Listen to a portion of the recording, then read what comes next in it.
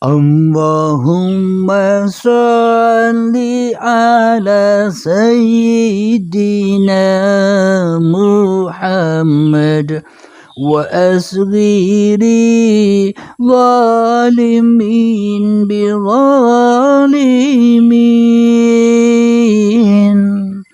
Allahumma salli ala Sayyidina Muhammad wa asghiri zalimin bi zalimin. وأخرجنا من بينهم سالمين وعلى آله وصحبه أجمعين. Assalamualaikum warahmatullahi wabarakatuh. Bismillahirrahmanirrahim. Ashhadu an la ilaha illallah wa ashhadu anna Muhammadar Rasulullah. Allahumma salli ala Sayyidina Muhammad wa ala ali Sayyidina Muhammad. Rabbis rahli sadri wa yassirli amri wahlul 'uqdatam min lisani yafqahu qawli. Amin.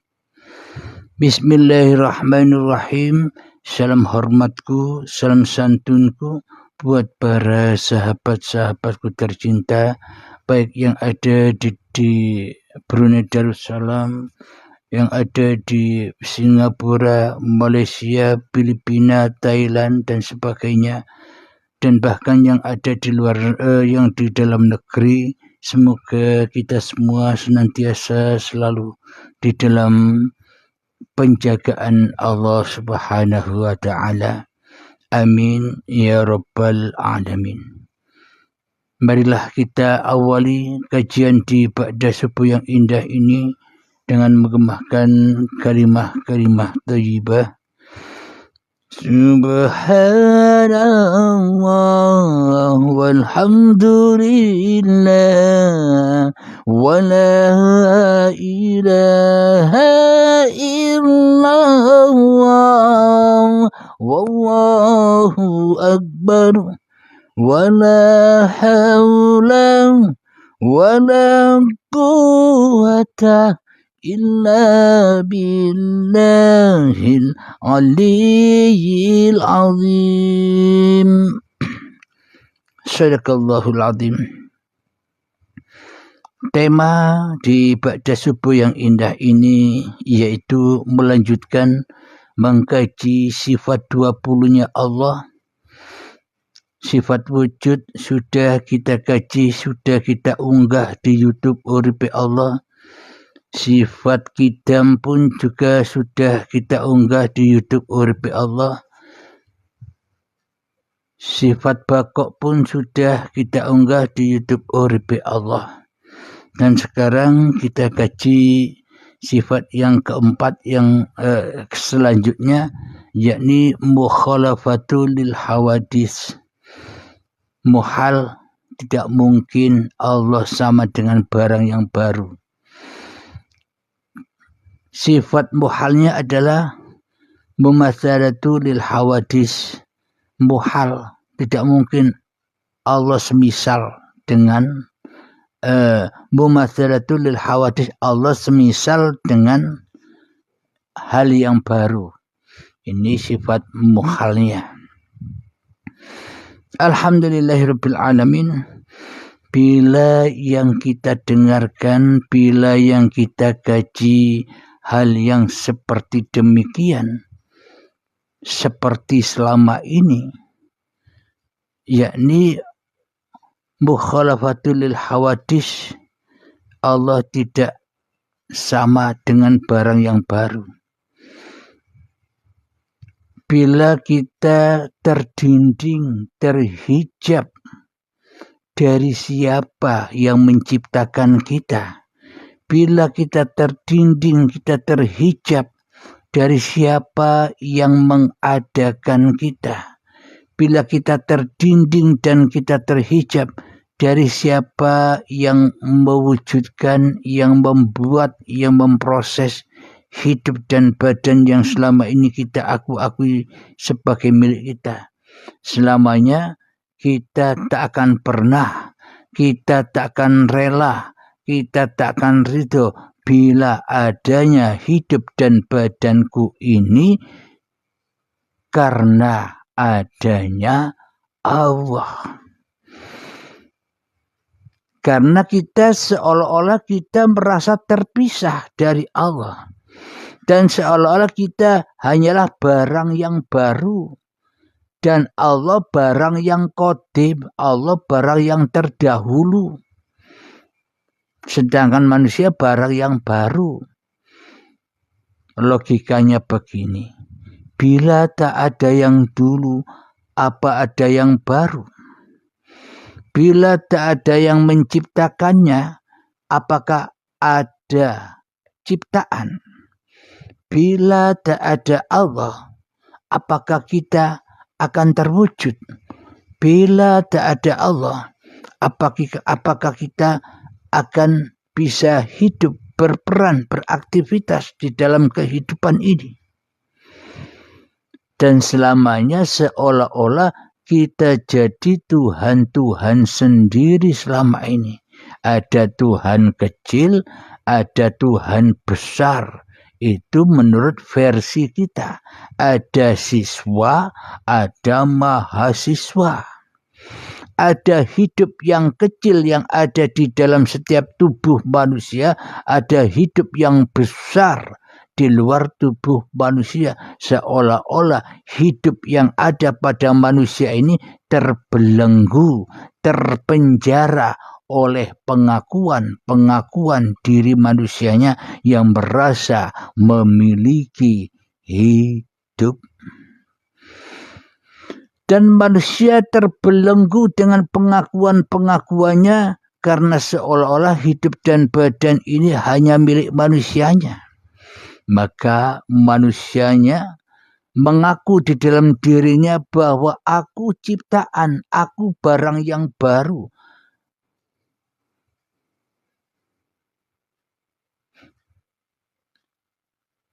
Sehingga manusianya kekeh di dalam hatinya seolah-olah diri manusianya sudah terpisah jauh dengan Tuhannya. Karena tidak mungkin Allah semisal diri manusianya. Kata siapa? Tidak mungkin Allah semisal diri manusianya. Manusia itu makhluk termulia. Manusia itu ciptaan yang paling sempurna yang diciptakan oleh Tuhan. Kenapa? Karena al-insanu sirri wa ana sirruhu. Karena manusia adalah sebuah rahasia yang terbesar bagi Tuhannya. Karena yang merahasiai manusia adalah Tuhan itu sendiri. Ahmad bila mim. Ahmad tanpa mim. Ahmad kembali kepada Ahad. Apa bedanya Ahad dengan Ahmad? Apa bedanya Ahmad dengan Muhammad? Dan apa bedanya Muhammad dengan seluruh umat manusia? Alhamdulillahirabbil alamin. Yang dimaksud di sini Allah ternyata sama dengan makhluknya itu. Coba kita perhatikan video di YouTube ini tentang boneka yang diperjalankan dengan tali-tali, pencipta dan penggeraknya di atas. Apakah tidak sama pergerakan boneka yang dibuat itu dengan karsa, kehendak, kuasa yang menggerakkannya, yang punya, yang membuatnya?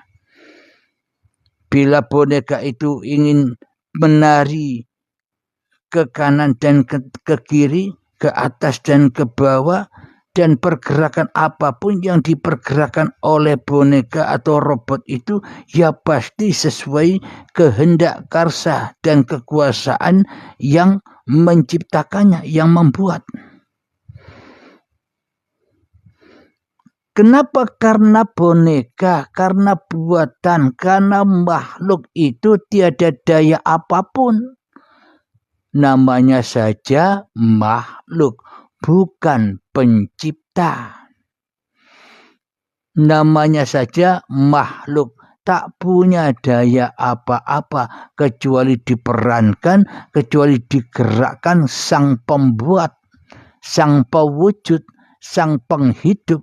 Ya seperti boneka inilah yang kita lihat di video ini, sehingga semua apa yang diperankan karena kita selama ini hanya memandang fokus dengan bonekanya, seolah-olah yang menggerakkan boneka dan bonekanya tidak sama. Sama dengan prasangka kita selama ini kepada Allah. Seolah-olah kita tidak sama dengan Allah. Kenapa? Karena kita selama ini telah jauh dari Allah. Karena kita selama ini telah ingkar kepada Allah. Karena kita selama ini telah musyrik kepada Allah. Karena kita selama ini selalu mensekutukan Allah dengan diri kita sendiri di dalam hati kita. Maka dari itu kita tak akan percaya bila Allah sama dengan makhluknya. Bila sang pencipta sama dengan yang dicipta. Maknanya sama di sini, sama karsanya. Sama kekuasaannya. Bukan manusia itu punya kuasa yang sama dengan kuasa Tuhannya. Karena manusia tak punya kuasa. Hanya kuasa Tuhannya lah yang bisa menggerakkan manusia. Inilah yang kami maksud sama, satu, esa, ahad, la ilaha illallah. Terbukti di dalam imannya para nabi dan para rasul. Terbukti pada imannya Nabi Muhammad. Muhammad, bukan kamu yang melempar itu, tapi akulah yang melempar ketika kamu melempar. Nah inilah tanda bukti bahwa Nabi Muhammad itu menjadi utusan-utusan Allah, menjadi hamba-hamba Allah yang diperankan Allah, yang digerakkan Allah, yang dikuasai Allah. Bukan malah seperti saya dan kita semua selama ini. Yang mana kita selama ini hanyalah menjadi hamba hawa nafsu kita sendiri. Hamba setan. Menjadi rasul-rasulnya hawa nafsu kita sendiri. Menjadi rasul-rasulnya iblis dan setan. Bukan seperti kita selama ini. Seperti saya selama ini. Hanya menjadi utusan-utusan hawa nafsu. Karpe atine dewe wae.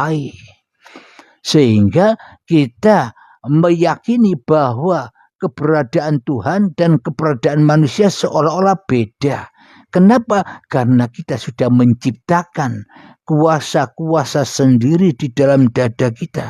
Karena kita sudah menciptakan kebesaran-kebesaran diri hawa nafsu kita sendiri saja di dalam hati kita selama ini, sehingga buta akan asal usul dari siapa hidup ini, sehingga buta dari asal usul dari siapakah badan ini, sehingga buta dari asal usul pergerakan siapakah selama ini yang bergerak atas diri kita sejak dulu sampai sekarang, sejak bangun tidur sampai tidur lagi. Siapakah ini semua? Apakah ini kekuasaan wujud manusianya ataukah kekuasaan wujud Tuhannya yang bersama manusia sejak dari tanah dahulu sampai sekarang hingga nanti kembali kepada tanah? Kalau hidup dan badan ini hanya milik manusianya, dan kalau hidup dan badan ini memang beda dengan Tuhannya, lalu kapan kita menciptakan hidup dan badan ini sendiri? Karena di dunia ini kita ujuk-ujuk moro-moro ono. tiba-tiba ada, ujuk-ujuk moro-moro urip, tiba-tiba hidup, tiba-tiba ada, tiba-tiba nyata, tiba-tiba jelas, sehingga Abdul Halim dan kita semua selama ini merasa mengaku-akui bahwa hidup dan badan, bahkan seluruh aktivitas yang kita kerjakan seolah-olah diciptakan oleh diri kita sendiri. Diri manusia inilah yang menjadikan penghijab bagi manusia untuk pulang kepada Tuhannya. Sehingga tidak seperti boneka yang kita lihat di video ini, sehingga kita tidak terima di dalam dada kita bila kita ini Allah, bila kita ini yang dahulu. Karena tanpa dahulu yang sekarang tidak ada. Karena tanpa yang lama yang baru tidak ada. Karena tanpa Allah makhluknya tidak ada. Karena kita lebih percaya kepada bisikan iblis dan setan untuk mengaku-akui di dalam dada kita hanya aku yang ada, hanya Abdul Halim yang ada, sehingga kita tak berani mengakui innani anallah, sesungguhnya aku ini Allah. Fa'budni, maka sembahlah aku, wa aqimis sholata li dzikri, dan dirikan sholat demi mengingat aku, bukan mengerjakan sholat, tapi mendirikan sholat. Apa maknanya?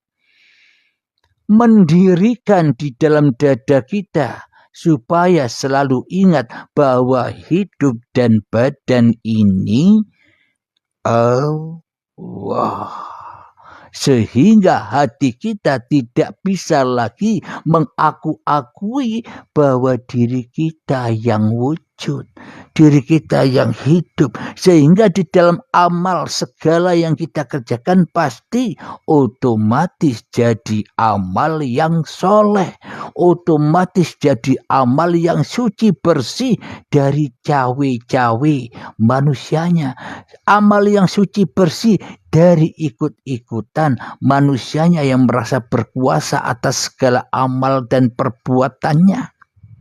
Sehingga otomatis lillahi ta'ala, sehingga otomatis diterima langsung oleh Allah sebagai amal yang mulia, sebagai amal yang suci. Kenapa? Karena hanya Allah yang bisa memerankan manusia. Karena hanya Allah yang bisa mengaktori manusia berbagai macam apapun peran-peran manusianya. Raunok bedane. Kelihatannya berbeda-beda perannya manusia. Ada laki, ada perempuan, ada anak kecil, ada anak remaja, ada orang dewasa. Ada yang menjadi pedagang, ada yang menjadi petani, ada yang menjadi pengemis, ada yang menjadi pengamen, ada yang menjadi TNI, ada yang menjadi pegawai negeri, dan berbagai macam perbedaan-perbedaan tampilan-tampilan manusianya, toh sama saja yo digawe uripe Allah, dipakai oleh yang membuat, dipakai oleh Sang Pencipta. Dipakai untuk apa? Untuk berpanggung sandiwara.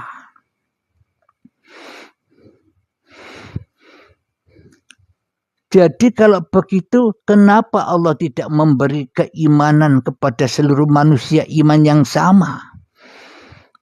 Kata Allah, aku bisa saja mengimankan seluruh manusia. Tapi buat apa? Bila manusia semuanya berada di dalam keimanan, berarti seluruh manusia kan harus mati. Kalau manusianya harus mati di dalam iman kepada Tuhannya, sepi dunia ini, ndak rame. Kalau dunianya sepi, lah ndak asyik. Sama halnya kita nonton bioskop. perannya, tampilannya, adegannya di dalam bioskop hanya itu saja. Kebaikan saja. Kemuliaan saja. Tidak ada antagonisnya, tidak ada kekerasannya sama sekali. Yang ngantuklah lama-lama. Monoton hanya itu saja yang ditonton. Akan tetapi di dalam kita menonton, di pertengahan film ada antagonis, ada peran antagonis, ada bajingannya. Wah, ini yang membuat kita terbelalak mata kita dari ngantuknya. Kenapa? Karena serem. Kalau tidak ada peran antagonisnya, kalau tidak ada peran bajingannya, ya akhirnya ngantuk semua. Jadi dengan datangnya peran antagonis atau dengan adanya bajingan inilah yang membuat kita lebih asyik menonton film atau bioskop itu. Ada jalan ceritanya. Inilah asyiknya mengenal Tuhan. Alhamdulillahirabbil alamin. Ternyata Sang Pencipta sama, serupa dengan yang dicipta. Akan tetapi kita selama ini tidak beriman kepada itu. Kenapa? Karena di dalam ayat suci sudah ada Allah laisa kamislihi syai'un. Allah tidak sama dengan sesuatu. Atau maknanya Allah tidak sama dengan apa-apa. Allah tidak sama dengan siapa-siapapun manusia itu. Lah kalau Allah tidak sama, tidak serupa dengan apa-apa. Loh, bila Allah tidak serupa dengan siapa-siapa, lah adanya wujudnya apa-apa ini, lah adanya wujudnya siapa-siapa ini siapa? Apakah ada Allah yang selain Allah? Apakah ada Tuhan yang selain Allah? Ya ada. Siapa? Hawa nafsu manusia inilah yang merasa menjadi saingan Allah selama ini. Hawa nafsu kita inilah yang selama ini menjadi musuh-musuhnya Allah. Yang mana kita merasa yang paling ada, yang paling jelas, yang paling nyata, yang paling wujud di dalam dada kita daripada wujudullah. Karena kita tidak menyamakan frekuensi antara Sang Pencipta dengan yang dicipta, sehingga yang dicipta, sehingga wayangnya, sehingga robotnya seolah-olah bisa jalan-jalan sendiri. Sama halnya begini, seumpama saya dan Anda berstatus sebagai pendalang. Sebelum kita bermain di dalam panggung sandiwaranya dalang, pewayangan, kita beli kulit lembu. Ketika kita sudah membeli kulit lembu, kita samak. Kita bersihkan dari kotoran-kotorannya dengan kasih dan sayang. Kita bersihkan sedikit demi sedikit. Ketika sudah bersih, kita jemur dengan kasih sayangnya, dengan cinta kasih, agar apa? Agar hasil dari jemuran kulit lembu ini terjaga dari debu-debu. Dijaga terus. Sehingga setelah kering, maka kulit lembu itu digambarlah, diukirlah, digambar, diwarnai dengan indahnya. Kemudian setelah diwarnai, setelah digambar, dipotong-potong sehingga terbentuklah boneka, sehingga terbentuklah wayang, sehingga terbentuklah diri kita. Terlahirlah masing-masing diri manusia kita ini. Dan ketika sudah jadi wayang ini, saya beri nama Abdul Halim atau nama-nama siapapun Anda. Ibarat Anda sebagai dalangnya, ibarat saya sebagai sang pemilik wayang yang saya buat sendiri. Ketika wayang ini ku beri nama Abdul Halim, dan ketika saat ku tancapkan ke pelepah pisang, ke gedebok, jebret, langsung bilang wayang ini, langsung merasa bergerak sendiri, langsung boneka ini merasa berkuasa sendiri untuk memerintah kepada saya, stop wahai Pak Dalang, stop wahai Tuhan, sudah cukup, aku di dunia ini bisa jalan-jalan sendiri, aku di dunia ini bisa hidup-hidup sendiri, aku di dunia ini bisa cari rezeki sendiri, aku di dunia ini bisa cari kekayaan sendiri, aku di dunia ini bisa cari pangkat dan jabatan sendiri, aku di dunia ini bisa sholat sendiri, bisa ibadah sendiri, bisa amal soleh sendiri, bisa puasa, bisa zakat, bisa haji sendiri. Tanpa kamu, tanpa engkau, aku bisa sendiri. Inilah mulai terpisahnya antara sang pencipta dengan yang diciptakan. Kenapa? Karena yang diciptakan telah ingkar kepada sang penciptanya. Karena bonekanya, karena wayangnya telah ingkar kepada sang pembuatnya, ingkar kepada sang dalangnya. Dan seperti itu semua seperti diri kita sendiri. Selama ini kita ingkar kepada siapa yang menciptakan kita. Sehingga seolah-olah kita membedakan Allah dan manusia, atau membedakan sang Kholik dengan sang makhluk itu beda. Sehingga apa? Sehingga perbedaan itu mencolok di dalam hati kita, sehingga kita tambah jauh, tambah tidak bertuhan, alias ateis. Tidak ada Tuhannya di dalam dadanya kecuali diri kita sendiri. Ya selamanya ateis, tidak bertuhan. Kenapa? Bertuhan kita selama ini hanya prasangka-prasangka. Bertuhan kita selama ini hanya halusinasi. Bertuhan kita selama ini hanya menurut sesuai hawa nafsu kita sendiri saja. Jadi selama ini kita lebih yakin, kita selama ini lebih iman, kita selama ini lebih percaya kepada hawa nafsu daripada yang menciptakan hawa nafsu. Karena kita membedakan antara kita dengan Tuhan, seolah-olah Tuhan di atas sana, seolah-olah Tuhan di surga. Lah kalau Tuhannya di surga, lah yang bergerak, yang menggerakkan kita, yang membicarakan kita, yang mendudukkan kita, yang merokokkan kita, yang mensolatkan kita, yang memperkerjakan kita, yang menaikkan motor kita, yang menaikkan mobil kita, yang memasak di dapur, yang mandi, yang makan, yang minum. Lah ini siapa, bro?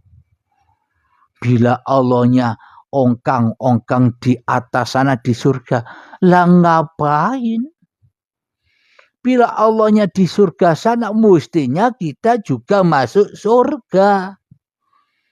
Kalau Allahnya di atas langit, mestinya kita juga di atas langit. Kenapa? Karena sang pencipta dengan yang dicipta adalah ahad, satu. Contoh yang paling mudah antara benda-benda yang kita bangga-banggakan di kehidupan ini, diantaranya adalah baju kebesaran, yakni baju-baju yang kita pakai inilah yang kita mulia-muliakan, yang kita bangga-banggakan. Kenapa? Karena bisa dilihat manusia yang lain. Kalau pakai baju yang bagus, baju yang bermerek, baju yang mahal, kita bangga. Kira-kira baju yang mahal ini apakah beda dengan kita? Memang menurut pandangan secara syariatnya beda antara baju saya dengan saya. Akan tetapi menurut pandangan sang pencipta, akan tetapi menurut pandangan saya yang mempunyai baju, yang menciptakan baju, yang menguasai baju, antara baju dan tubuhku, antara baju dan saya itu ya satu, sama. Yang dimaksud sama itu samanya begitu. Aku pergi ke pasar, bajuku pun juga pergi ke pasar. Aku naik motor, bajuku pun juga naik motor. Aku lagi beraktivitas, bajunya pun juga beraktivitas. Padahal baju yang kupakai ini tidak bisa apa-apa. Tidak samanya prasangka kita selama ini seolah-olah kita sendiri ini Tuhan. Sedangkan Tuhan sendiri, sedangkan Allah Gusti Romo tidak bisa apa-apa alias lumpuh. Tidak bisa berbuat apa-apa. Kenapa? Karena yang bisa berbuat apa-apa hanya diriku, diri kita sendiri. Kita berjalan di dunia ini sejak akil balik hingga setua ini jalan sendirian tanpa Tuhan. Maka dari itu ketika kita jalan sendirian ya sunyi, sepi, kehidupan penuh dengan misteri, dengan ketakutan, dengan kekhawatiran, dengan penderitaan. Kenapa? Salahnya sendiri. Jalan-jalan sendiri. Wong ada Tuhan yang memperjalankan manusianya. Wong ada Tuhan yang memberi kebahagiaan kepada manusianya. Kok tidak dikembalikan bahwa hidup dan badan ini miliknya. Kita merasa memiliki hidup dan badan. Seolah-olah kita sudah memisahkan diri dari kerajaan Tuhan. Ibarat udara yang di dalam gelas kosong dan udara yang di luar gelas kosong itu terpisah oleh tutup. Tutup inilah yang dimaksud Abdul Halim ini. Tutup inilah yang memisahkan antara udara yang ada di dalam gelas dan yang udara yang ada di luar gelas, dihijabi oleh tutup diri manusianya, sehingga manusianya merasa beda dengan Tuhannya, sehingga merasa udara yang ada di dalam gelas seolah-olah beda dengan udara yang di luar gelas. Padahal bila tutupnya ini dibuang, tutupnya ini dibaiat, maka tak ada bedanya antara udara yang di dalam gelas dan udara yang di luar gelas, yaitu ahad. Itulah keindahan, itulah puncak-puncaknya kebahagiaan manusia hidup di dunia ini ketika manusianya bisa haulahu linuriyahu min ayatina, ketika manusianya bisa menyaksikan ayat-ayat Tuhannya di dalam segala sesuatu. Alhamdulillahirabbil alamin. Inilah maksud bahwa Sang Pencipta dengan yang diciptakan itu sama. Al-insanu syarri wa ana sirruhu. Karena rahasia diri manusia ini ya rahasianya Tuhan. Ketika Tuhan dirahasiakan oleh manusianya, sampai kapanpun manusianya tidak pernah akan bertemu Tuhannya. Kenapa? Karena Tuhannya disingitke, disembunyikan. Yang dinampakkan, yang diwujudkan, yang digelar selama ini hanya wujud makhluknya. Selamanya wujud Sang Penciptanya ya gelap. Itulah alam kegelapan. Maka dari itu bila kita sudah menyadari kita selama ini berada di dalam alam kegelapan, alam kepemilikan diri manusia kita, maka relakan, ridhokan bahwa hidup dan badan ini adalah milik Allah. Inilah hijrahnya dari Nur Muhammad kembali kepada cahaya Nurullah. Bali uripe menungsane marang uripe Allah. Jadi ra ono bedane ahad. Semoga saya dan semoga kita semua dapat memahaminya. Amin ya rabbal alamin. Alhamdulillahirabbil alamin. Sebelum kita akhiri kajian di pagi yang indah ini, marilah kita gemakan sholawat dari Mindahul Bala. اللهم صل على سيدنا محمد وأسغر ظالمين بظالمين وأخرجنا من بينهم سالمين وعلى آله وصحبه أجمعين. بسم الله الرحمن الرحيم.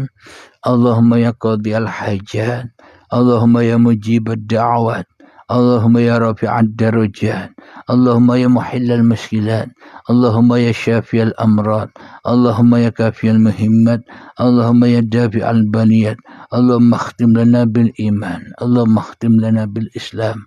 ربنا آتنا في الدنيا حسنة وفي الآخرة حسنة وقنا عذاب النار. وصلى الله على سيدنا محمد وعلى آله وصحبه وسلم والحمد لله رب العالمين. آخر كلام.